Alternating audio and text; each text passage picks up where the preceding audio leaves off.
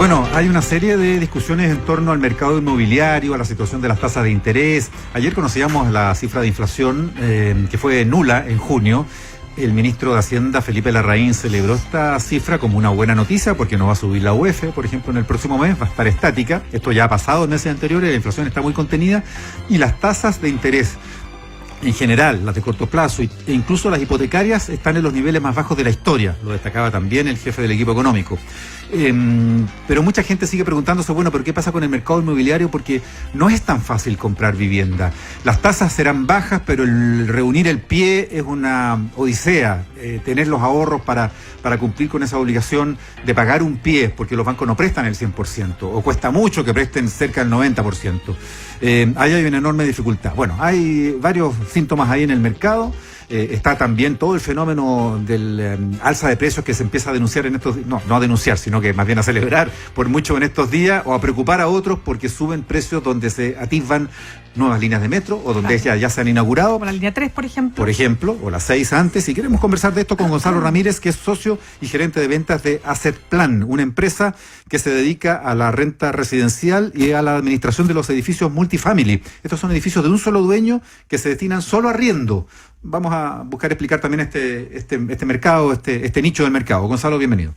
Muchas gracias por la invitación. ¿Qué tal, Gonzalo? Partamos tratando de entender entonces, más allá de que pareciera ser que la respuesta es obvia, pero ¿por qué finalmente los bancos no le están prestando el 100% a jóvenes profesionales que están en una situación en la que podríamos decir, a ver, con una pega estable, con muchos años por delante, ¿no es cierto?, para efectivamente poder saldar el crédito, y por lo tanto, teniendo en cuenta además que se trata de un segmento de la población que tiene muchas dificultades para poder reunir los fondos para un crédito, o sea, para un pie de 20%, o sea, eso para cualquiera, pero sobre todo para aquellos que están partiendo. Entonces, ¿por qué está pasando esto? Bueno, el principal motivo de por qué los bancos hoy día piden más pie para adquirir una vivienda es por un tema de riesgo. Al final los bancos quieren disminuir el riesgo de no pago y por lo mismo, la medida que sea mayor el capital que pone alguien que quiere comprar una vivienda, es más probable que tenga capacidad quizá de pago y por lo demás, si es que no lo tuviera, el banco igual con el 80% que ya tiene, en el fondo, tiene la posibilidad de salir a la venta de esa propiedad a un precio, digamos, que le pueda devolver el dinero prestado. Pero eso cambió, ¿no es cierto, Gonzalo? Porque había una época, yo recuerdo, que te prestaban el 100%. Sí.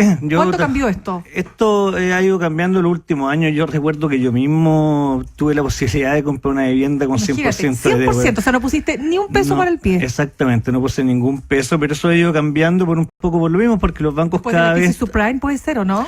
En parte también porque, claro, uno ve para afuera los riesgos que causó el hecho de estar prestando el 100%, incluso en Estados Unidos prestaban hasta el 110%, para que uno pudiera hasta modelar la casa, y eso causó de pronto que mucha de esta gente no pudiera pagar los dividendos y el banco se quedaba con una hipoteca de una vivienda que no era capaz, que si la salía a rematar tampoco podía cubrir lo que le debían.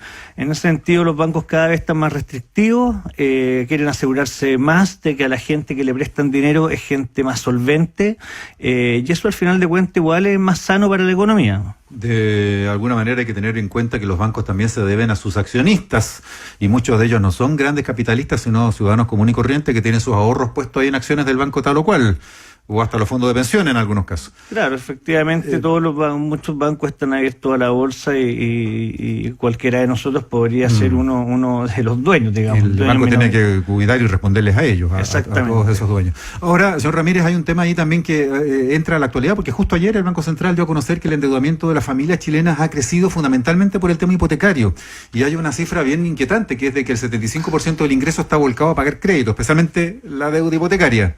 Ahí también hay una consideración entonces frente a lo que decía antes, ¿no? Sí, ha pasado también que el último año ha habido un boom en cuanto a la inversión en propiedades. Por lo tanto, mucha gente está, en vez de invertir quizás en fondos mutuos o en acciones, intenta comprar o el pequeño ahorro que tiene lo utiliza para pagar un pie. Y con esto, además del financiamiento del banco, compra un departamento, algo para la renta, y de esa manera consigue invertir en departamentos. Claro, y cuando las tasas están tan bajas, muchos están viendo que la inversión inmobiliaria es algo que rinde siempre, que nunca se desvaloriza, y se vuelve a esa vieja concepción de que lo mejor, lo más rentable para la vida al final es tener una propiedad, y no solo para vivir, sino que una para tener renta. ¿Y eso es así realmente todavía? Bueno, la verdad es que las rentabilidades que dejan los departamentos para la renta, si bien son apretadas, hoy día están en torno a un 5 o 6% en UF, tiene igual la gracia de que generan, o sea, o han tenido plusvalía, nadie lo puede asegurar para el futuro, pero los últimos 10 años en Santiago al menos ha sido más de un 5% anual lo que han tenido los departamentos. O sea, el capital se sigue valorizando exactamente, los años, en vez de desvalorizar. Es decir, no sé, alguien que compró un departamento hace 10 años atrás y lo dejó vacío y hoy día lo sale a vender, se ganó en UF un 5% anual. Entonces esto le sumas que además tienes la posibilidad de arrendarlo, tienes por otro lado otro 5%, entonces la verdad es que se transforma en una inversión bastante atractiva en comparación con la que te dan los fondos mutuos de renta fija. Y de ahí surge el negocio en el que ustedes están como empresas, están de los edificios multifamily. ¿Cómo funciona eso? Claro, efectivamente, no en Chile, pero afuera, el mundo más desarrollado, los edificios multifamily, que son edificios completos destinados al arriendo, existen hace mucho tiempo. La verdad es que es una clase de activo bastante segura, ya en Chile aún. El riesgo que se le asigna a esta clase de activos, de edificios para la renta, sigue siendo más riesgoso, digamos, que, por ejemplo, la oficina. Ya hoy día los fondos de inversión, los institucionales, han estado siempre detrás del mundo de la oficina, y la verdad es que en el mundo más... Para entenderlo bien, compran para arrendar oficinas. Claro. Y ahí siempre hay un movimiento más exactamente, han estado metidos en la renta comercial, digamos. Claro. ¿Ya? En el mundo más desarrollado, la verdad es que se le asigna menor riesgo al tema habitacional. Igual tiene un sentido, porque al final de cuentas la prioridad de pago de una persona debiera ser su hogar, ¿ya? Si bien su local, su boliche, digamos, en donde él genera su flujo, eventualmente puede que le empiece a ir mal y de alguna manera no va a tener la posibilidad de seguir pagando el arriendo de esta oficina o este local. Sin embargo, pese a que puede que no esté en una buena situación económica, el pago del arriendo de su vivienda siempre va a ser una prioridad, así como... Incluso se puede prescindir del boliche o del local, como usted dice, y trabajar desde la casa. También, hoy en día existen esas posibilidades, entonces la verdad es que el tema de la vivienda, de la renta habitacional, cada vez va tomando más apetito. Ya por una parte comenzó esto quizá por el mundo no de los institucionales, sino que los profesionales jóvenes que buscaban en dónde ahorrar y vieron acá una buena oportunidad, sobre todo también viendo el tema de la plusvalía, y hoy día ya comienzan a meterse los institucionales, digamos, compañías de seguros, fondos de inversión.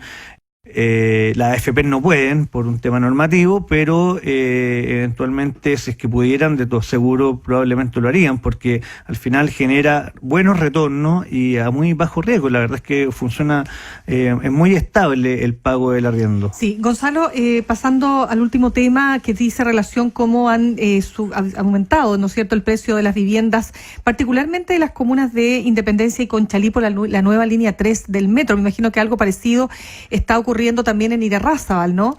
Por lo tanto, ¿cómo es ese alza? ¿Cuánto se ha podido cuantificar? Y por supuesto que los que ganan ahí son los dueños, los propietarios, los que pueden vender o los que pueden arrendar. ¿Eso también supone un alza de los arriendos, por ejemplo?